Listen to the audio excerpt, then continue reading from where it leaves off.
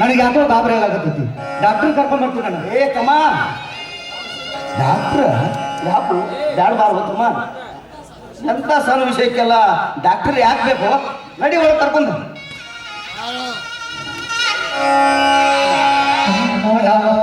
ನನಗೆ ಯಾಕೋ ಭಯ ಆಗ್ತಾ ಇದೆ.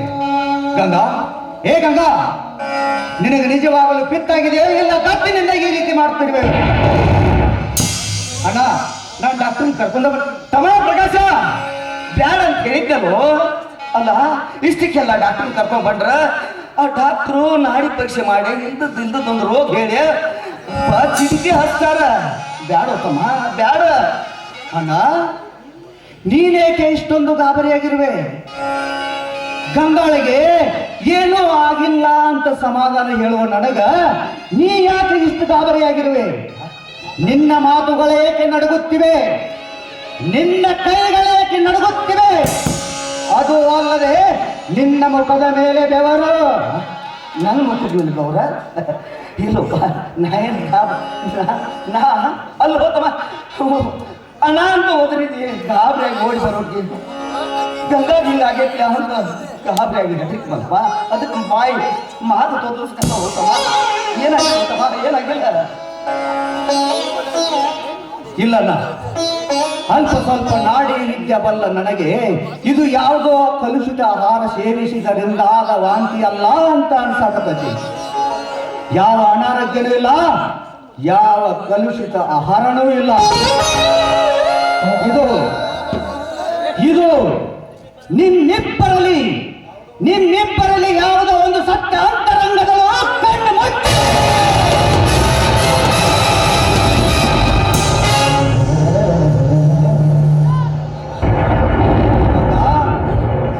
ಹೇಳು.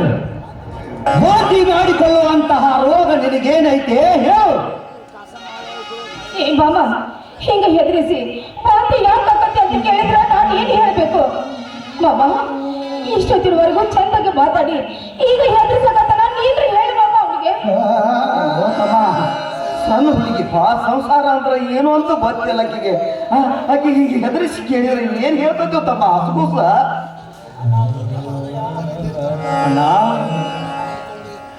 ಮೂರ್ಖನ ಹೃದಯ ಅವನ ಬಾಯಲ್ಲಿರುತ್ತದೆ, ಬುದ್ಧಿವಂತನ ಬಾಯಿ ಅವನ ಹೃದಯದಲ್ಲಿರುತ್ತದೆ.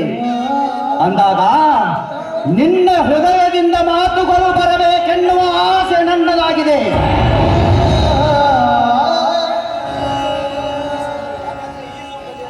ಈಜು ಕಲಿಯಲು ಬಯಸುವವನಿಗೆ ಈಜು ಕಲಿಸಬಹುದು,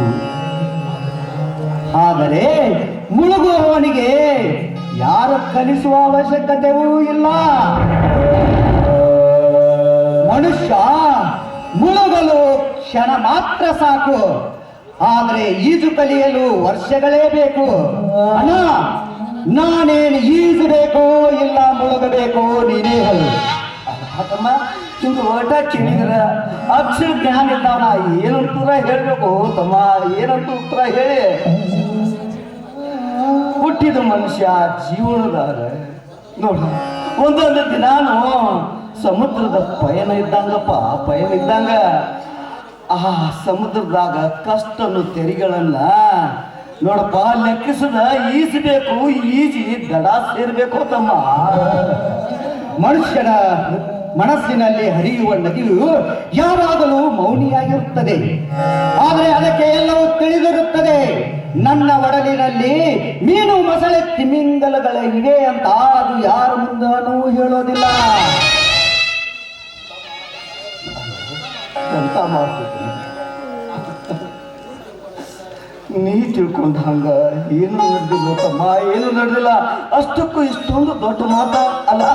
ಈ ನಿನ್ನ ಅಣ್ಣನ ಮ್ಯಾಗ ನಿನಗ ಅನುಮಾನ ಏನಪ್ಪ?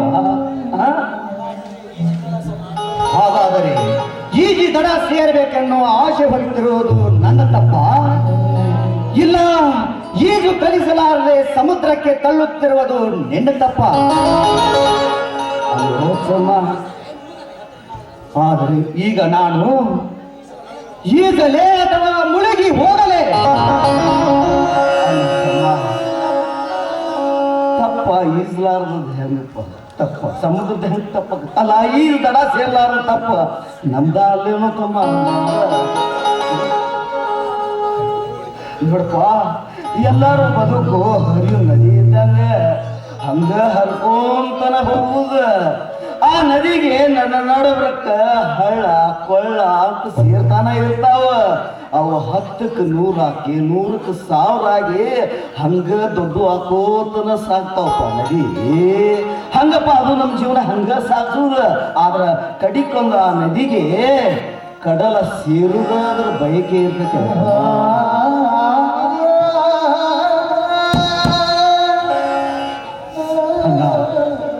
ಅಣ್ಣ ನನ್ನಲ್ಲಿಯೂ ತಾಳ್ಮೆ ಇದೆ, ಅದನ್ನು ಮಾತ್ರ ಪರೀಕ್ಷಿಸಬೇಡ.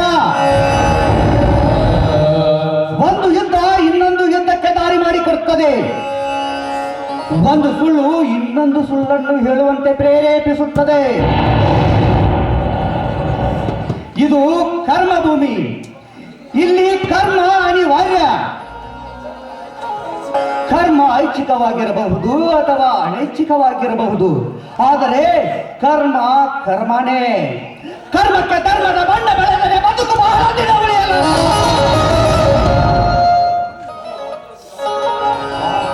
ನಾ ಹುಟ್ಟಿದ ಕುಲ, ಹೆತ್ತ ತಾಯಿ, ಹೊತ್ತ ದೇಶ ಪವಿತ್ರನಾದವು, ಪುಣ್ಯವಂತರು ಅದಾವು ತಮ್ಮ. ಇದು ಎಲ್ಲ ಅಲ್ಲ, ಹಿಂಗಿದ್ದಾಗ ಕರ್ಮಕ್ಕ ಇಲ್ಲಿ ಕಾಲ ಎಲ್ಲಿ ಬರ್ತೈತಿ ತಮ್ಮ?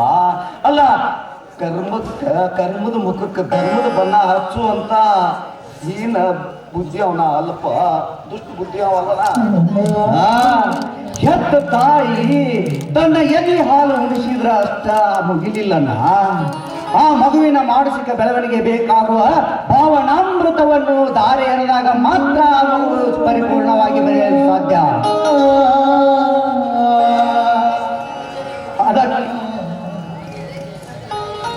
ಅದೇ ರೀತಿಯಾಗಿ ತಂದೆ ತಾಯಿಯಾಗಿ ನನಗೆ ಉಳಿಸಿದ್ರಿ, ಬೆಳೆಸಿದ್ರಿ, ಶಾಲೆ ಕಲಿಸಿ ದೊಡ್ಡ ಸಾಹೇಬನನ್ನ ಮಾಡಿದ್ರಿ.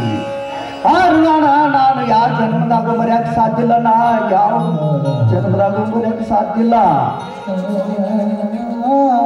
ಸಣ್ಣವಿದ್ದಾಗ ನಿನ್ನ ಕೈ ತುತ್ತು ಬೆಳೆದ ಈ ಶರೀರ, ಅದರಲ್ಲಿ ಉಳಿದದ್ದನ್ನ 2 ತುತ್ತು ನೀನು ತಿಂದು ತೃಪ್ತಿಪಟ್ಟು ಮಲಗಿರುವೆ. ಆದ್ರೆ ಅದು ಆಗ ನಿನಗೆ ಎಂದಲ ಅಂತ ಅನಿಸಿರ್ಲಿಲ್ಲ. ಆದ್ರೆ ಏನ್ ಹೇಳ್ತೀವೋ ತಮ್ಮ ಪ್ರಕಾಶ? ತಾನೇ ಬೆಳೆಸಿದ ಮರದಲ್ಲಿರುವ ಹಣ್ಣನ್ನು ಕಂಡು ಆಸೆ ಪಟ್ಟು ಆ ಮರದ ಯಜಮಾನನೇಕೆ ಆ ಹಣ್ಣಿನ ರುಚಿ ನೋಡಿರಬಾರದು?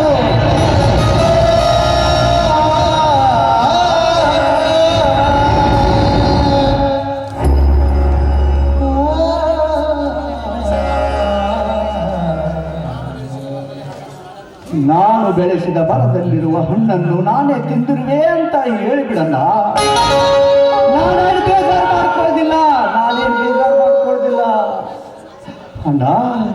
ಸಣ್ಣವನಿದ್ದಾಗ ನನ್ನ ಎಂದಲ ತಿಂದ ನೀ ಬೆಳೆದಿ, ಆದ್ಮೇಲೆ ನಿನ್ನ ಎಂದಲ ಏನು ನಾನು ತಿನ್ನಬೇಕು, ಸರಿ.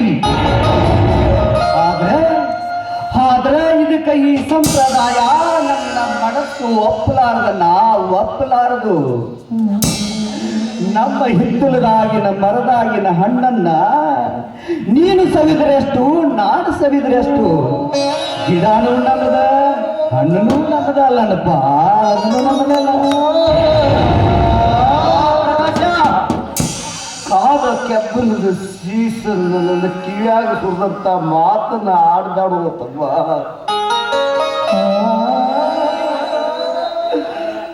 ಎಂತ ಮಾತಂತ ಆಡ್ತೀವೋ? ಬೆನ್ನಿಗೆ ಬಿದ್ದ ತಮ್ಮಗ ಮೋಸ ಮಾಡುವಂತ ದುಷ್ಟ ಬುದ್ಧಿ ಅಲ್ಲಪ್ಪ ಈ ನಿಮ್ಮ ಅಣ್ಣ.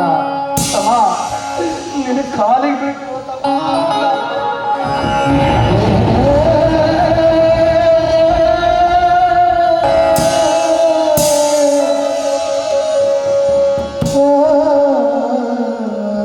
ಮಾತೃದೇವೋಭವ ಎಂಬ ಆರ್ಯವಾಣಿಗೆ ವಿರುದ್ಧವಾಗಿ ಹೆತ್ತ ತಾಯಿಯ ಶಿರಚ್ಛೇದನಗೈದ ಪರಶುರಾಮ ಮಾತೃಹತ್ಯ ದ್ರೋಹಿ ಅಲ್ಲವೇ?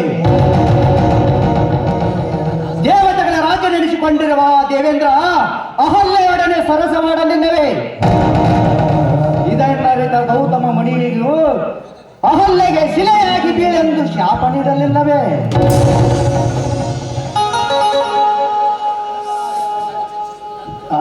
ವ್ಯರ್ಥವಾಗಿ ನಾವಿಬ್ಬರು ಚರ್ಚಿಸುವುದರಲ್ಲಿ ಅರ್ಥವಿಲ್ಲ. ಸತ್ಯದ ಬೆಂಕಿ ಇವಳ ಹೊಟ್ಟೆಯಲ್ಲಿದೆ. ಇವಳು ತಕ್ಕಬೇಕಾಗಿದೆ ತಕ್ಕ ಲೆಕ್ಕವನ್ನು.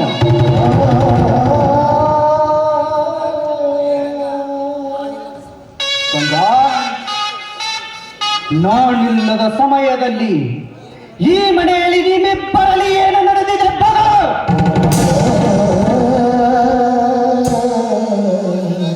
ಮಾಮ, ದೊಡ್ಡ ಮಾಮ ಅದಲ್ಲ, ಯಾರು ಒಂದು ಏನು ಹೇಳ್ಬೇಡ ಅಂತ ಹೇಳೋಣ. ನಾವು ಹೇಳೋದಿಲ್ಲ ಮಾಮ, ನಾವು ಹೇಳೋದಿಲ್ಲ. ಮಾಮ, ನೀನ್ ಯಾಕೆ ಅಳಕತ್ತಿ? ದೊಡ್ಡ ಮಾಮ, ನಾನು ನಿನ್ನ ಕಾಲು ಹಿಡಿದು ಬೇಡಿಕೊಳ್ಳುತ್ತೇನೆ. ದೊಡ್ಡ ಮಾವನಿಗೆ